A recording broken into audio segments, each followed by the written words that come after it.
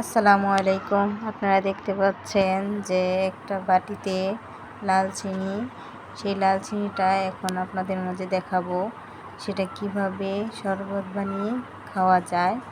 এত সুন্দর কালার হয় যে মনের মতো। এই যে দেখেন আস্তে আস্তে গোলানো হচ্ছে, গলতে গলতে যখন পরিপূর্ণ গোলা শেষ হয়ে যায় আস্তে আস্তে কালারটা অনেক সুন্দর আকার ধারণ করে। মেহমানের সামনে নিয়ে যেতেও ভালো লাগবে, যে মনে হবে যেন ট্যাং দ্বারা এই শরবতটা বানানো হয়েছে। এত সুন্দর কালার। আপনারা অনেকেই এই গরমের মধ্যে চিন্তা করেন যে শরবত কিভাবে খাবো, চিনি খাওয়া যাবে না, অনেকে চিনি সমস্যা খেতে, তাদের জন্য এই লাল চিনিটা খুবই গুরুত্বপূর্ণ।